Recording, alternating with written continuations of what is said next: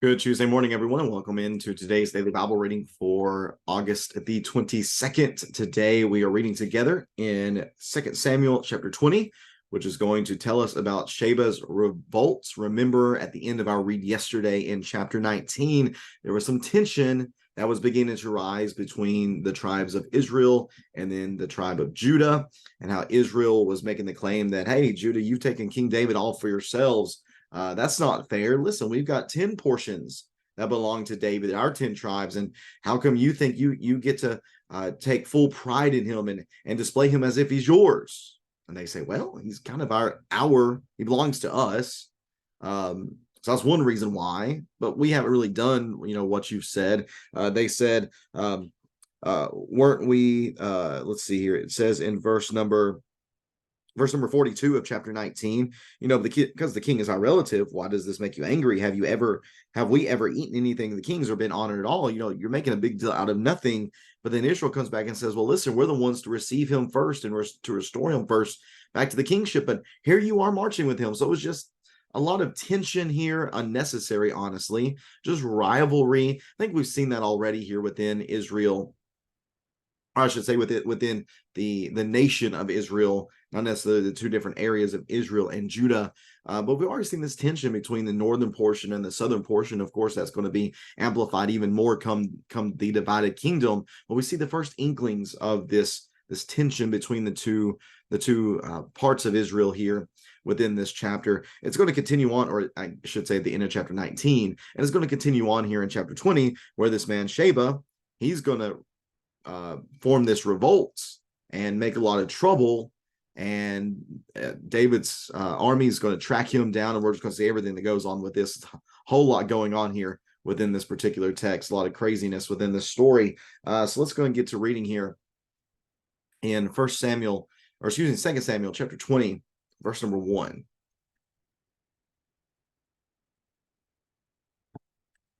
1 Samuel chapter 20, verse number 1. Now a wicked man, a Benjaminite named Sheba, son of Bichri, happened to be there. He happened to be there at this dispute between Israel and Judah. And he blew the ram's horn and shouted, "We have no portion in David, no inheritance in Jesse's son, each man to his tent." Israel. So all the men of Israel deserted David and followed Sheba, son of Bichri. But the men of Judah, from the Jordan all the way to Jerusalem, remained loyal to their king. When David came to his palace in Jerusalem, he took the 10 concubines he had left to take care of the palace and placed them under guard. He provided for them, but he was not intimate with them. They were confined until the day of their death, living as widows. The king said to Amasa, "Summon the men of Judah to me within 3 days, and be here yourself." Amasa went to summon Judah, but he took longer than the time allotted him. So David said to Abishai, "Sheba, son of Bichri, will do more harm to us than Absalom. Take your Lord's soldiers and pursue him, or he will find fortified cities and elude us." So Joab's men, the Kerethites and Pelethites, and all the warriors marched out under Abishai's command. They left Jerusalem to pursue Sheba, son of Bichri.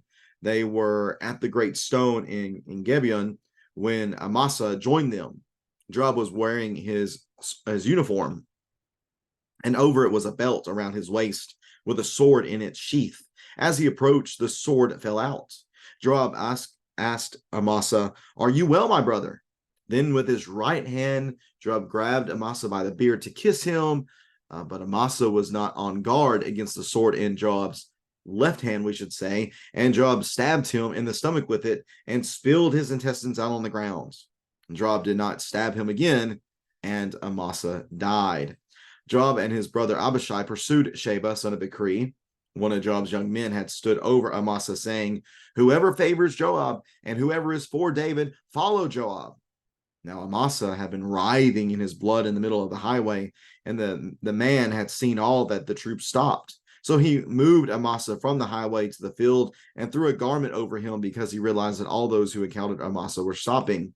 When he was removed from the highway, all the men passed by and followed Joab to pursue Sheba, son of Bichri.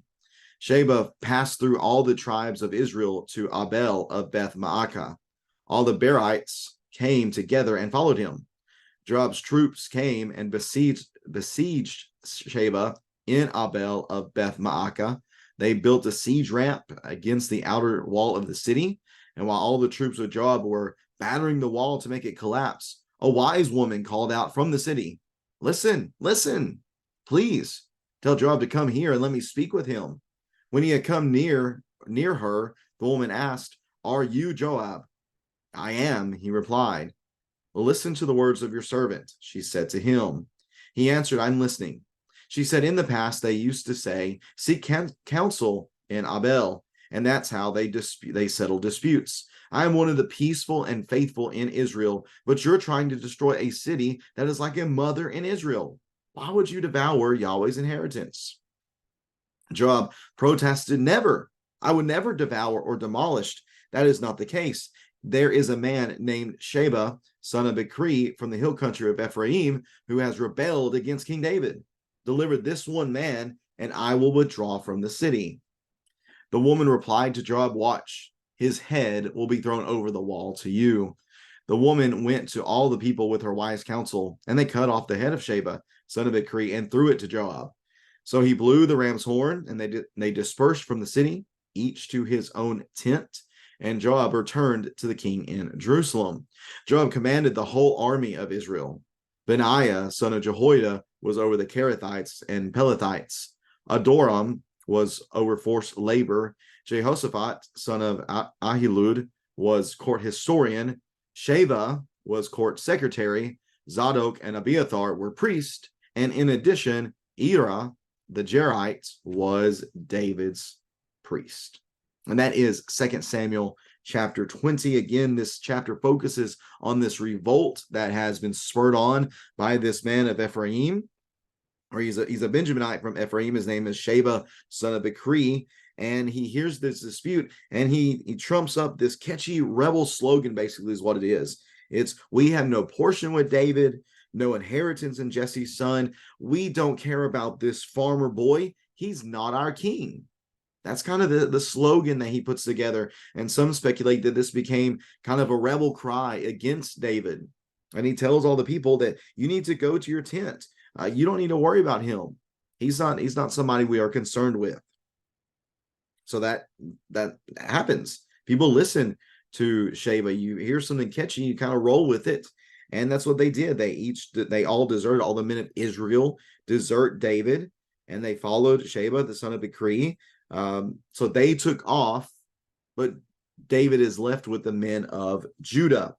Now there's a quick segue, or a quick detour in the story that tells us about those women, the 10 concubines that Absalom had defiled, that David ends up caring for them. He provides for them, but he was no longer intimate with them, and they remained under his care until their deaths. They basically lived as widows. These concubines, again, were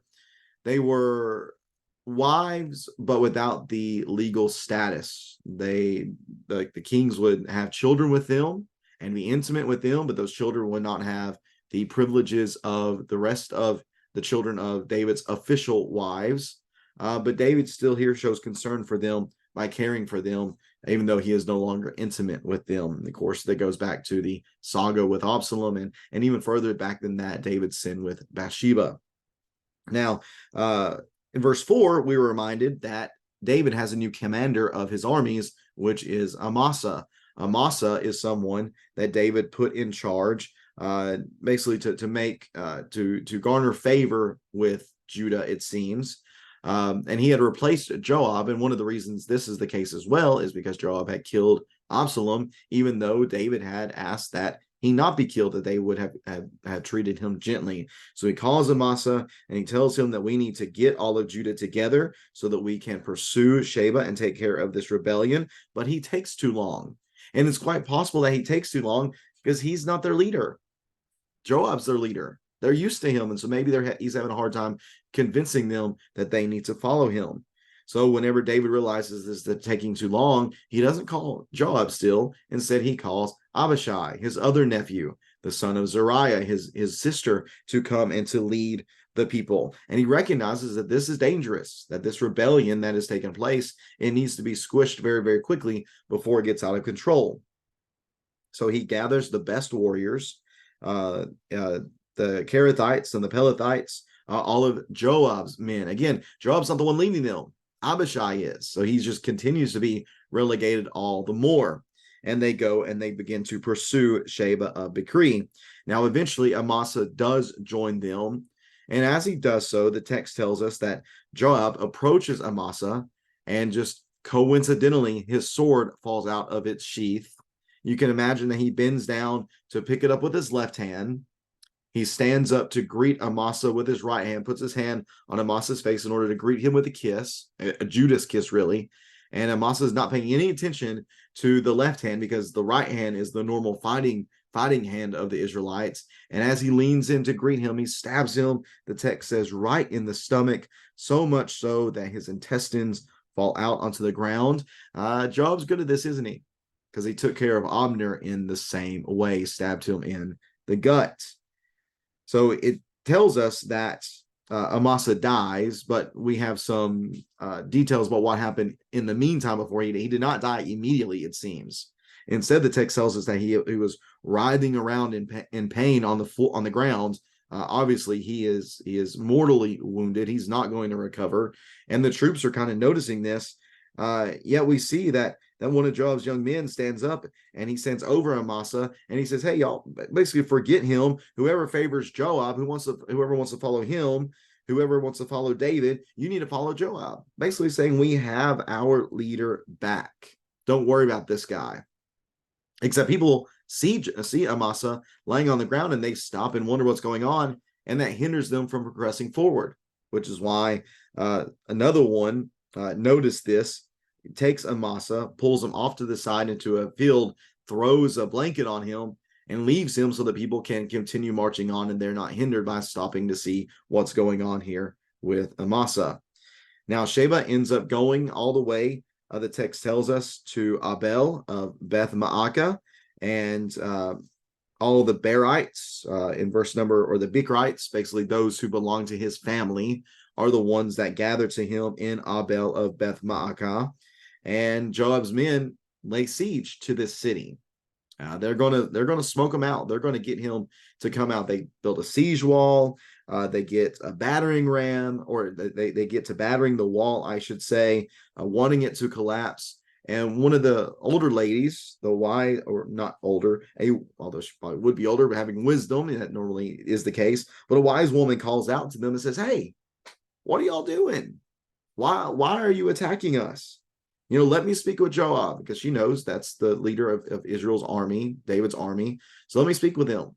And she gets to speaking with Joab, and she's asking him, "Why are you attacking this city? This city is known for its wisdom. This city is like a mother to so many in Israel, because people have come here to hear wisdom from its citizens so that they can be aided. Why would you attack us? Why would you attack and destroy and devour Yahweh's inheritance?" And Joab lets them know that that's not the case at all. We're not coming to attack you, but we're coming to attack someone that has taken refuge within your walls. That is Sheba, the son of Bichri. And at this, she hears this and she says, "Okay, well, we're not gonna stand here and just let you destroy the city whenever you're just after one man." So she says, "Hold on a second, I'll toss his head over to you." What? She's gonna toss his head over to him? Well, that's what she does. She goes and she tells this to all the people, gives them the wise counsel, and they grab Sheba, and they do. They are off with his head and toss it over the wall. When that happens, Joab knows his job is done. He blows the ram's horn, and they all disperse. They go back to their towns, and Joab goes back to the king in Jerusalem. So very, very quickly, unlike the Absalom story, this rebellion is stopped. I'm not going to say almost immediately, but it is very swiftly dealt with, again, unlike Absalom's rebellion. So we get a kind of a bit of a status update. Back in chapter 8, we see David's cabinet described in verses 16, 17, 18. Well, we have the same thing described here at the end of chapter 20, where Joab now is once again regained command of the military, of the whole army. Benaiah, son of Jehoiada, is now over the Kerethites and the Pelethites, so basically the special forces of Israel. Benaiah is in charge of them. This man, Adoram, or there's another name in other texts for him, he's over the forced labor, basically the foreign laborers within Israel. That's who he is in charge of. Jehoshaphat is in charge of the important records. He's the court historian. Sheba, who replaces Sariah, is now the court secretary. Zadok and Abiathar continue to remain in charge of the priest. But then we have in verse 26, we have this man Ira, the Jairite, becomes David's priest or David's minister. Well, who is this guy? It seems that he is a personal spiritual advisor to David. He's basically David's chaplain. He's the king's chaplain. And this is a good move, I think. This is a very good move on David's part to have someone who is going to personally advise him in his faith, to make sure that he is staying on the straight and narrow and doing as he needed to do. How great it would have been to have Ira back in 2 Samuel chapter 11, whenever David's on the roof and seeing Bathsheba, to have him there saying, David, we need to think about this. This is not what we need to do.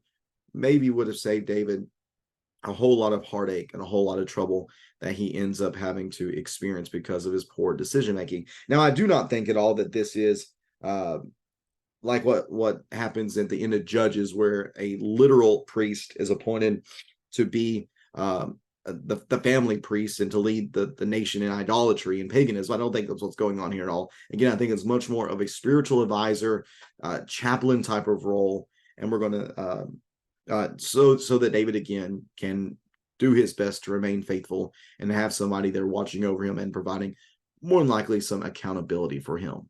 So that's what we see here in chapter 20.